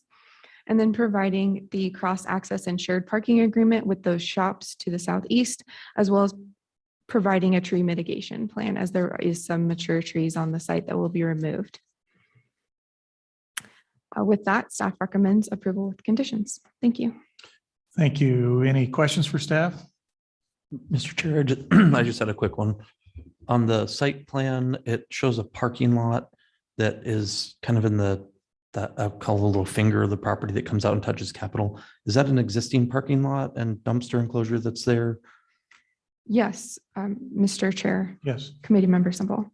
It is an existing parking area. It is being changed somewhat though. So right now there's a curb cut that comes directly off Capitol. They're going to be closing that off in order to make it less accessible, reduce traffic problems. But there is a parking area that exists there now. So they're just adjusting it slightly. The same amount of parking, I believe, is being put back. But it does provide parking for those shops to the southeast. So we didn't want to remove it completely if possible. Yeah, I just wanted to make sure that that was a existing condition, but it sounds like they're going to do more to screen that from Capitol than is currently done. Mr. Chair, Committee Member Simple, there is some existing ginkgo trees that they're providing there. They are trying to maintain them as much as possible. So that is existing landscaping. They are bulking it up a little bit with some additional plantings there. And then obviously that streetscape is changing to be more pedestrian friendly on that corner. Great, thank you. Thank you. Any other questions for staff? Seeing none, is the applicant present?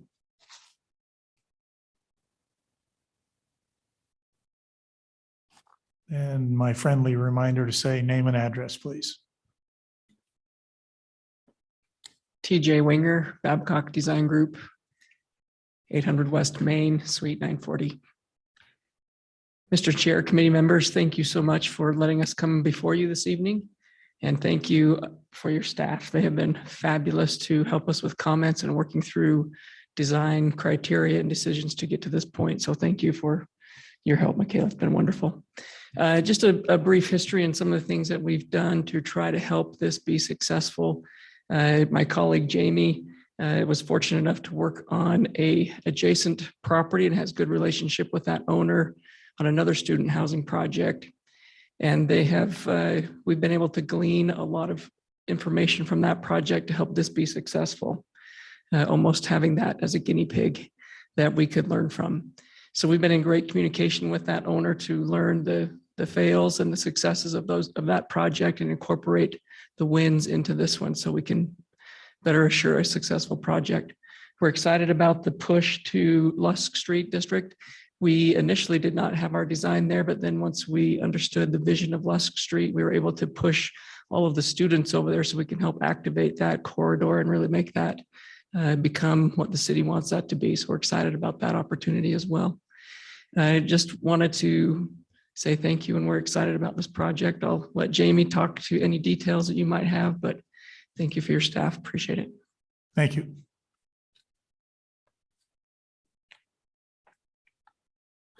My name is Jamie Koenig. I'm an architect with Babcock Design, 800 West Main Street, Boise, Idaho. As TJ mentioned, I'd like to echo many of his comments. I was lucky enough to be involved in LaPointe when it went in. And back during that time when LaPointe went in and River's Edge, it was a little bit more of a controversial area. Since then, I think this has kind of evolved into a really good spot for student housing. It's got a great proximity just across the street from BSU. It's close to the zoo, close to downtown, close to a huge park or two, making it very pedestrian friendly. We are in agreement with staff report and all of the conditions of approval. And we ask that you guys approve our project. Thank you very much. Any questions for the applicant? Mr. Chairman, Yes.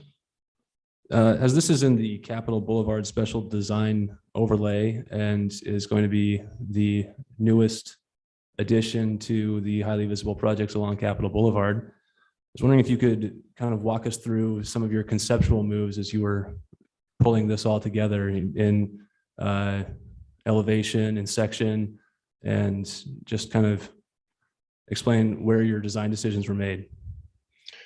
I think that the modulation on the elevation was very important to provide some interest and fluctuation. And we've also modulated the parapet. And I think from a pedestrian standpoint, we've got lots of nice trees that provide a roof canopy along the sidewalk. It's very friendly with lighting. Along Lush Street, we have good interaction with the storefront windows of the amenity space and the pedestrian lighting and the ramp access and steps. Does that answer your question? Not exactly. If we look at your elevations in particular, there is virtually nothing that ties the upper 4 floors of this building to to the first floor of this building, and except for a single circulation tower that is barely visible from Capitol Boulevard. And then if we were to look at, namely, your southeast perspective,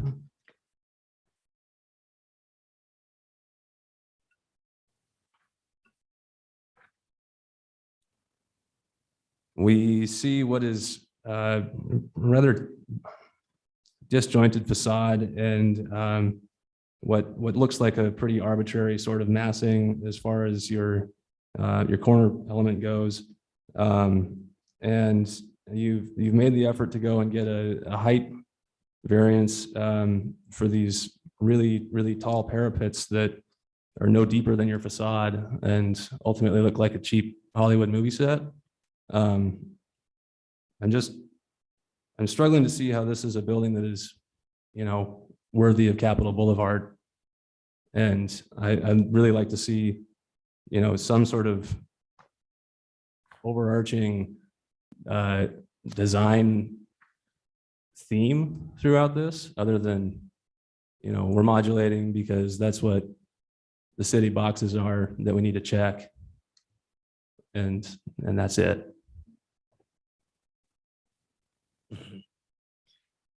So I appreciate your comments, Committee Member Erstad. On the corner element there with the coffee shop, we did bring glass around that to accentuate that corner. That is a corner that you do see when you come into the project from Ann Morrison. And so that corner, we did add more glass than the rest of the area to accentuate that corner with the canopies at the windows. And we were asked to amplify the parapets a little bit more. We originally had those similar to the previous design, but we were asked by staff to accentuate those, and so we did. The glass on the storefront at the coffee shop there is meant to really make that corner transparent and activated with the lease tenant that will go in there at some point. I see your comment about the base being disconnected from up above there. And that was meant to bring in a pedestrian scale at the coffee shop sidewalk level and then let the housing above stand alone. So that was a move that was made on purpose there. But I can see a different approach would be to bring that all the way down to the ground. We wanted the coffee shop to have its own identity so that it could lease well and have activity there. Around on the corner with the stair tower that goes up, that is an area where the residents are going up and down from the first floor all the way up. And so the movement there is different on purpose, where those students can identify with the entrance of the building, and it helps with that continuity up and down, where we felt the coffee shop was more independent than the rest of the building. And so that corner was intentionally moved that way.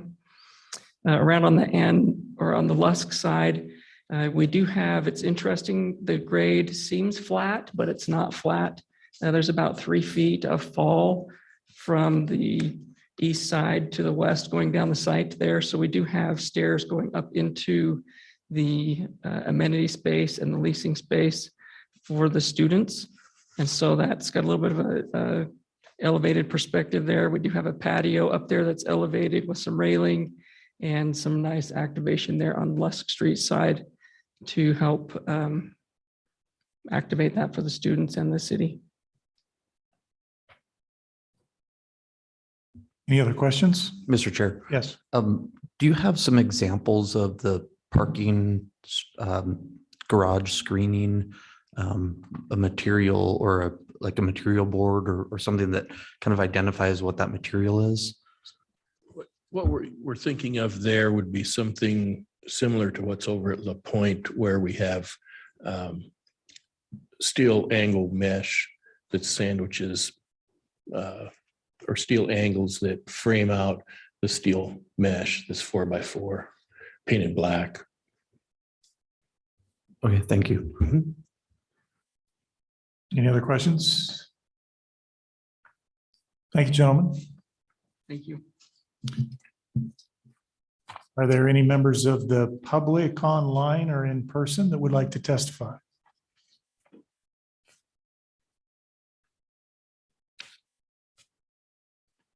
Seeing none, I will close the public portion of the hearing and open it up for debate and a motion.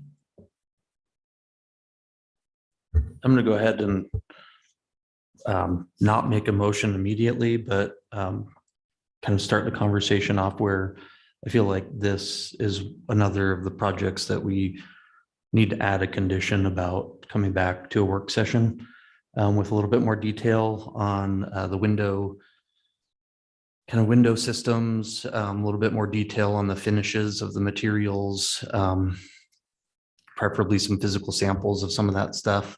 I'm familiar with the La Pointe and River's Edge projects. I've actually had an office building right across the street from La Pointe, so I'm familiar with it, but I'd like to see, I mean, since that's been in, sounds like you guys have learned some, or you've learned some lessons from one of the other, or from that developer, and I'd like to see kind of how that has transitioned into the materials and finishes that you're using on this project.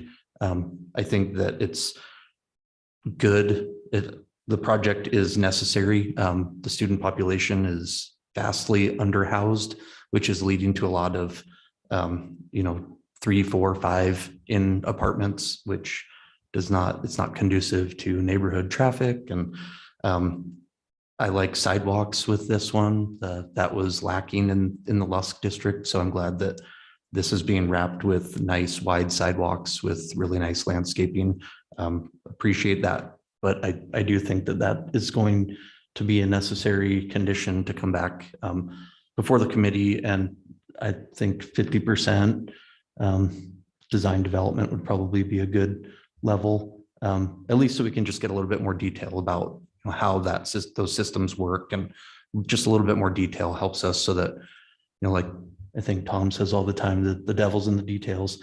So we like to see those. So. Thank you. Any other questions? I guess not questions, comments. Seeing none, I'd take a motion. All right, well, I guess I'll take a stab at a motion then. I would move to approve DRH 22-00042 as recommended in the findings of fact, conclusions of law, and the recommended conditions of approval noted in the project report, with an added condition G that would require the applicant to return to the design review committee for a work session when they are at a 50% design development level. Second. Moved and seconded. Any other comments? Mr. Chairman, would yes, the maker of the motion want some more specific details of materials or changes in the design based upon comments heard this evening, et cetera? Or? I'd like to amend my motion then, yes, to include details on the window systems, the finishes and materials on the body of the buildings, as well as more information and details on the screening of the parking garage structures. Is the second okay with those? Yes. Okay. Can I just ask, Mr. Chair? Yes. Mr. Semple, I'm curious what the concern is. I just don't believe that with a project that is going to make this much visual impact on the Capitol Boulevard corridor, and knowing that there have been a few projects that we have approved that have come through that don't provide a level of detail where we can have a comfort level that what we're approving is what gets installed. Just a little bit more clarity onto, for us to approve or give a final approval on the design itself. I think it's important. I also think that while the architect team and applicant have identified some deficiencies in some other designs in that area, I would agree that some of those other designs have some deficiencies. So I'd like to see how those have been improved upon. Thank you. Any other comments on the motion? Seeing none, call a roll. Semple, Aye. Zabala, Aye. Udine, Aye. Aguilar, Aye. Zuckerman, Aye. Erstad, No. 5 in favor, 1 opposed, motion carries.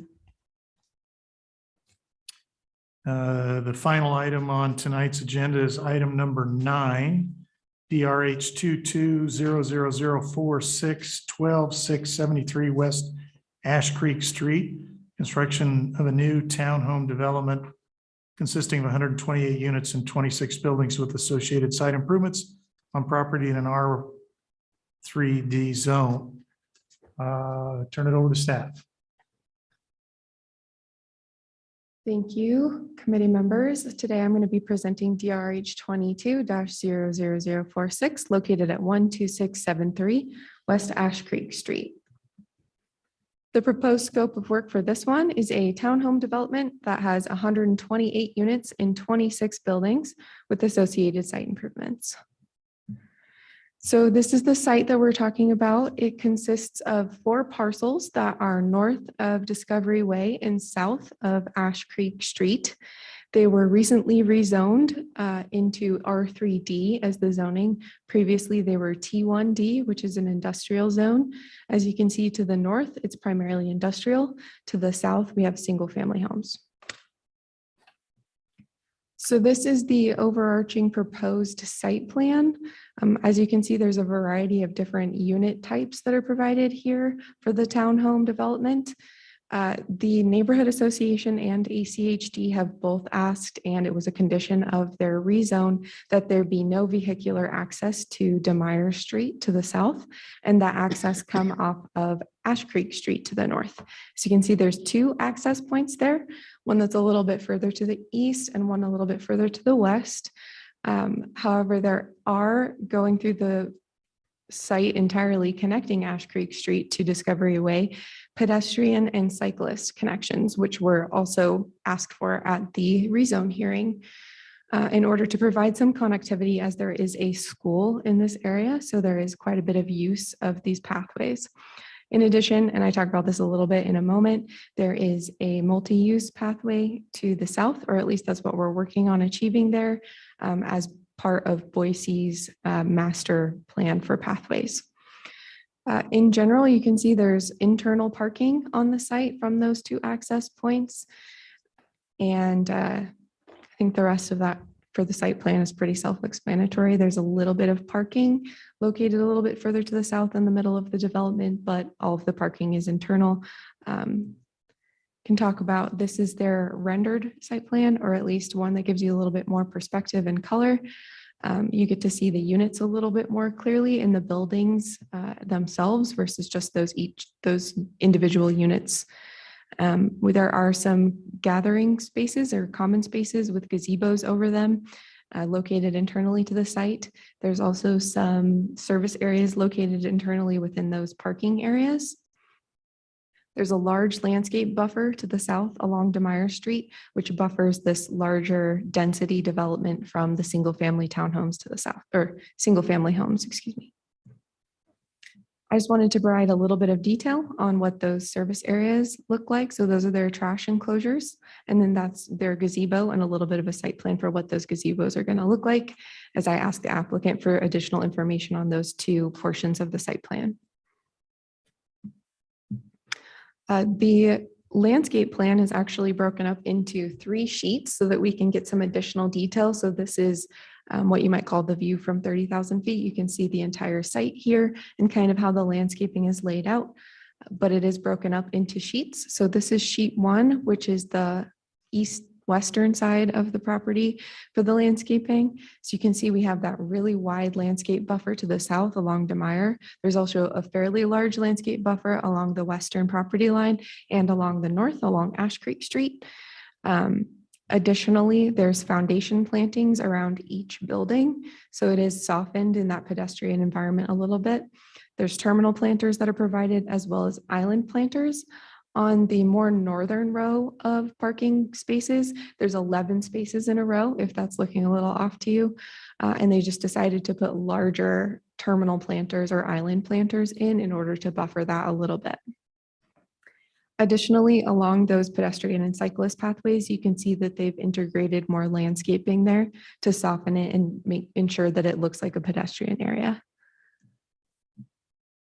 So this is the middle of the site now. This is sheet 2. I didn't include sheet 3, so this will be the last of the landscaping plan that we see, since it's just a repeat of sheet 1. But on sheet 2, you can see that we've got some trash enclosures located there. You can see that they're buffered pretty well with landscaping, including a, I think, class 2 trees included there, as well as some smaller plantings. Again, the foundation plantings are continued, not only on the interior where there's accessibility for pedestrians, but also along where those vehicles are going to be. And to the south, there's some smaller plantings. It's a little bit difficult to see, but there are some smaller plantings before you reach that large landscape buffer that's mostly trees and ground cover. So quite a bit of landscaping integrated into the site. Now we're going to jump into the elevations and the different unit types here. So the first one is the 3-plex. This is the front elevations for it. I do provide renderings later in this presentation, but you can get an idea here of how the materials look and also the design. It's a very modern, but we do have weather protection, recessed entries. There's some color blocking, which we'll see in a moment, as well as windows that wrap around some of the corners to kind of draw the eye along. There's also a mix of materials that are utilized, including some masonry, which is unique for this type of design. Now we've got our 4-plex building. As you can see, they provide a little bit more facade transparency for these. They're a little bit wider as well. And then the entries, which it's not super clear from these elevations, but there are recessed entries on the rear with columns provided. This is the 4-plex for the accessible building. It's a little different than the other 4-plex building, however, provides a lot of the same elements, and then those balconies are located in the rear. This is the 8-plex building, so you get the front and then the side elevations here. So on the front elevations, you can see that there are those balconies really clearly. On the side elevations, you get to see some of those entries there. It's a little unique to have those flipped because they do look a little bit flipped in these elevations that are provided. However, you do see the mix of materials and the window patterning is repeated as well. I provided here some of the colors that they're planning on using so we can see the color scheme that's proposed, but it's a lot clearer in these renderings. So you can see the metal siding there is integrated with both stucco and then almost a faux chimney architectural design element, as well as recessed doors and then some window patterning. This is the 3-unit townhomes. This is the 4-unit. I don't believe they provide the 4-unit. Oh, they do. So this is the one of the 4-unit townhome designs. Again, windows wrapping around the corners, the mix of materials. You get to see a little bit repeated for the 2 units. This is the other unit. I believe this is the accessible one. So you can see kind of the wider doorway there. You can see that the entry is recessed and we have a little column feature as well as some vertical modulation, as well as roofline modulation. This is the final rendering. So this is the 8-unit stacked. I believe the side elevations didn't get the full treatment in this rendering as they did in the drawn elevations. So there's a little bit of a discrepancy there, but you can see there's the front elevations with the balconies on that corner. This shows the different housing types. So we did receive some comments from comprehensive planning. They were a little bit late in order for me to include on my report, but the suggested condition is that there is a gravel portion.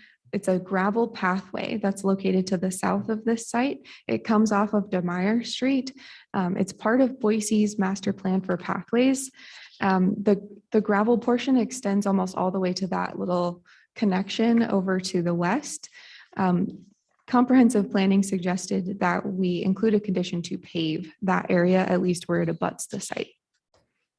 Just to provide a little bit more context for you there, this is what Boise's pathway master plan provides. So you can see the blue connection there right above DeMeyer Street. You see where DeMeyer branches off to the west slightly and where we'd want that pathway to run. So in the site plan, we don't have it running all the way across. So we would like to see that extended slightly.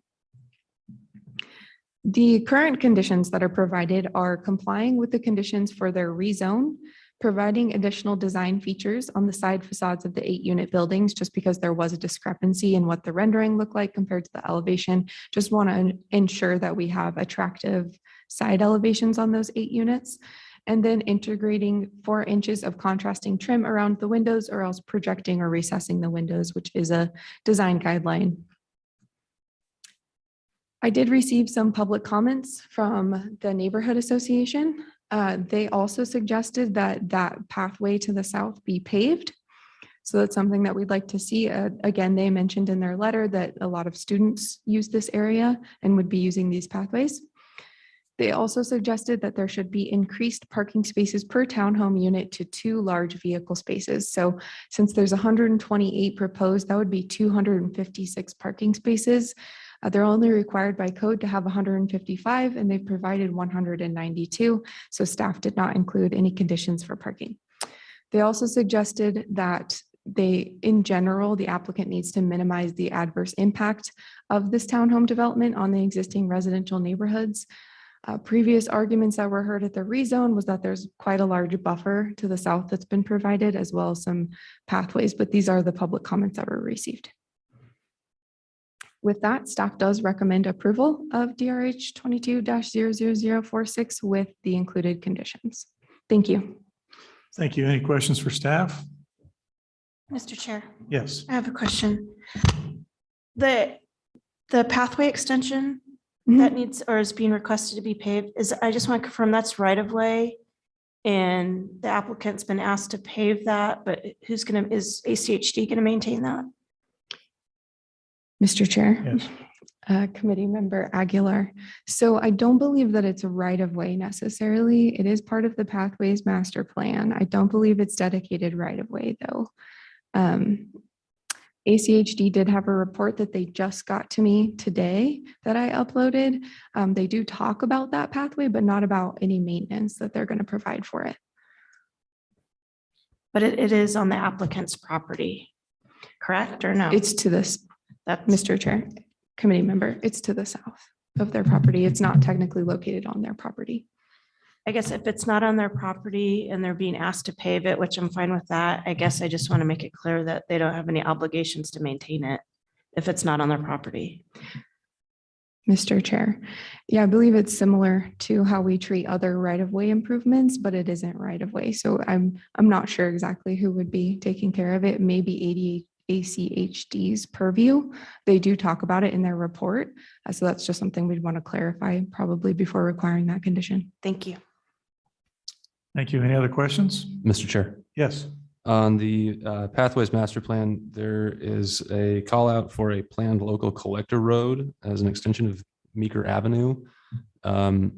Is that entirely to the east of this property, or has there been some note in there that they need to provide the adequate setback and landscaping to account for that in the future.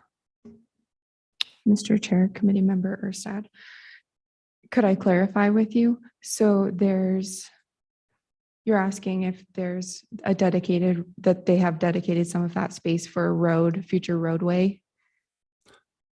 Yes, it's like the fourth from last page in the packet, or maybe 10th from last page in the packet. Don't double print things.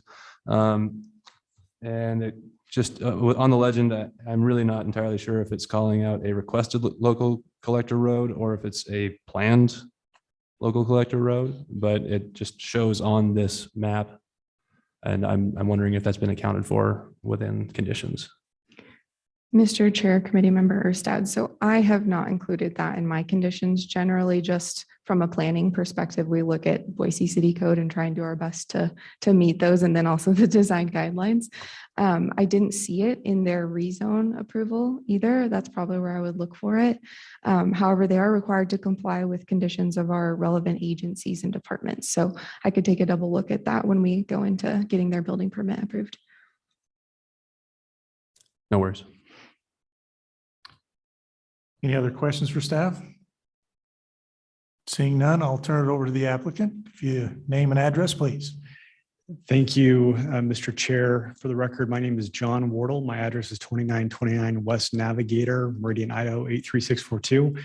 I actually have raised my hand here, so if I could be a presenter, I can share a few slides with you tonight, which we've done in the past. So if I could be, there you go.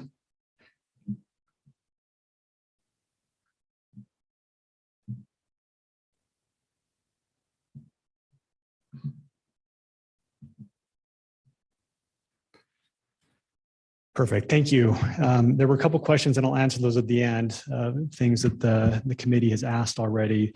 The project that we have before you, as mentioned by Michaela, is located on the southern part of the Boise Research Center. This is about 6 acres, 6.5 acres, which we rezoned back in August to R3D. The site is completely improved in terms of roadway improvements. We have Discovery on the west, Meeker on the east, and Ash Creek, and all of these roadways go out to Chinden or Cloverdale Road. There is no access, vehicular access, going to DeMeyer. This project was built many, many years ago. And as part of that approval, there was not to be any vehicular access to DeMeyer, and we've maintained that with this project that's before you tonight. As you can see from this one, our design or development does back up to DeMeyer. DeMeyer is a little bit unique. Only the southern side of DeMeyer has been improved with a curb gutter and sidewalk. The north side never was improved, although this is a collector. It is deficient in terms of the roadway improvements. We proposed and worked with ACHD on this as well and we discussed this in our meetings with Planning and Zoning Commission and the City Council. But we will be completing DeMeyer in terms of adding a sidewalk, curb, gutter, storm drainage. ACHD asked for, and this gets back to that pathway question, for a 10-foot pathway, 10-foot sidewalk on the north side, and also no parking. Parking was a concern of residents on DeMeyer. Because it didn't have curb and gutter, it wasn't a very safe road for that, but we will be adding no parking on that side of the road as well. We are in agreement, in fact, had talked about this before, and I'm glad it got picked up in questions about completing that pathway over to Hobble Creek. It is ACHD right away. DeMeyer, although it turns going south to Misty Ridge, that is ACHD right away that goes over to City Park ownership. And there's a pathway there. Currently it's gravel. Even though it's off our property, we are in favor of making those pedestrian connections because it will improve the entire area, not just the benefit of our project. As Michaela had mentioned, the project is 128 townhomes. The building types are 3 and 4 unit townhomes side by side, and then 4 and 8 stacked type homes for the project. They will be a mix of 1 and 2 bedrooms. We are proposing 192 parking spaces, and the buildings are 23 feet in height. We tried to kind of match what was our front door, which is this business park. And those are all flat roof, flat. And also the height of those vary anywhere from 1 to 2 to 3 story buildings. We did do something unique here in the design. Ash Creek, we did orient the front doors of these homes to Ash Creek. So there is a feeling, not that we're just turning our back to it. The units internally, obviously, will have front doors internal. There is access on both sides of these units that face Ash Creek for tenants to get in, but there is parking allowed on both sides of Ash Creek, and we thought that was a good opportunity to embrace the community on the north side of the project. For amenities, like Michaela mentioned, we do have 2 outdoor gazebo areas in this location and this location. We are designing the site for EV charging stations. We will be installing some of those right off the get-go, but we'll have the rest of the site, both on the north and south, plumbed for that, so we could add more as that is needed or desired. We are adding 4 micro paths out to DeMeyer, so that there is connections out to what would be that future 10-foot sidewalk. And with the roadway improvements and the sidewalk improvements, as well as the pathway improvement over, we actually have a very good pedestrian bicycle corridor and connection in here. There is an existing pathway, which is just off the exhibit here, coming out to DeMeyer, which has been there from the start of the project many, many years ago. But we internally are also adding some additional pathways here. The site is unique in terms of its location. We have a lot of employment out here. There are existing public schools. We also have the benefit of transportation. Valley Ride has a stop within a 1/10 of a mile of the site. There's the public park. And here's an opportunity to bring housing into a location where a lot of things already exist. It is truly an infill site. And that's why we decided to look at bringing this instead of the parking lot that's been there since 2006. Like Michaela mentioned, we have looked at a more modern design to be more compatible with the office park of Boise Research Center. We wanted to keep the building heights lower, so we kind of removed that residential look where you might have pitched roofs and the asphalt shingles. This is more consistent with the Boise Research Center, which is at our front door. We do have a mix of materials here with metal siding that you can see in these panels here. We do have brick on all the buildings, as well as stucco. We've also tried to add a little bit of design features, although be minimal, but a little offsetting color at the front doors when you see those here. And just go through this quickly. Again, this is the 3-unit townhome side by side. This is the 4-unit townhome side by side. When we get to the 4-unit stacked and the 8-unit stacked, these are a little bit unique in that there is a common front door, but actually that space is then conditioned inside. So people go in those doors and they will go either at that first level or go upstairs. And I can show that to you if you want to get into that detail. But this front door here, you would come in and then you would either go to the 2 units on the first floor or go upstairs to the 2 units. These also, all these units have dedicated storage spaces in them to provide, needed for bikes or other things like that. Michaela did pick up, it isn't very well detailed on the color rendering. It is more detailed on the black and white, but we will ensure that the color blocking and the materials do carry around on the side of those units. On the 8, as she mentioned, on the 8 Plex units, kind of up here in the corner, the front door is on the side of the unit. And this would be what you would see from the parking area. Just a little snapshot of the units combined, as well as the colors. The X's are the ones that we are using. And so there will be a little bit of variation, that there'll be a single color of that metal panel on that building, but the paneling will vary from building to building. And there's continuity in the stucco as well as the brick on the buildings to kind of create some consistency in design. As mentioned, we do agree with the findings of fact and conclusions of law that are here. We also agree with that condition of paving that gravel part of that access so that we can complete a needed pedestrian and bicycle corridor. Because it is designated in right-of-way and it is part of the city's desired pathway plan. I would hope that those two agencies can work through the long-term maintenance of that, but we are committed to making those improvements as well as improving a road that we don't even access, which is DeMeyer. There was a question, well, why don't I stop there and I can pick up the questions and the rest of any others that you have. Thank you. Thank you. Any questions for the applicant? I do have one. I think one of the conditions for approval has to do with window, whether it's trimmed out or recessed. I guess I'd like to get your take on that, because this is sort of a clean, modern look. And if you just trimmed them out to meet that specification, it may detract from that nice modern look. So I'd be curious what your thoughts are on that. Mr. Chair, thank you for the question. I know that that is a requirement within the design review. And like you mentioned, we have tried to keep a clean, modern look on that. I guess we would just like, instead of a strict interpretation of that, allow us to continue to work through that detail so we can maintain a modern look and not add something to the building. But I don't think we're too far off. I think we can come up with something that can meet what staff is requesting without adding something that may not fit the overall design. Okay, as long as you're trying to protect that look, I'm good with that. Yeah. Any other questions? If I can just answer the one question that committee member Erstedt had regarding Meeker.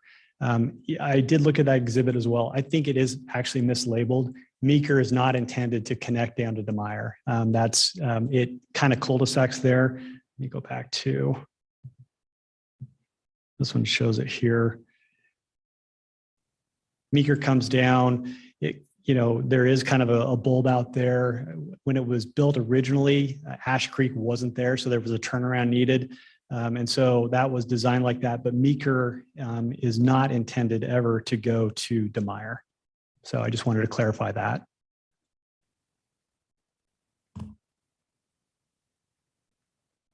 Thank you. Any other questions?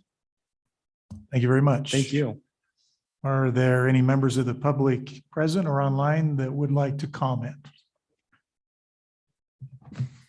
Mr. Chair, the member of the public that was present left a while back and has not rejoined. So no, there are not. So that's a no.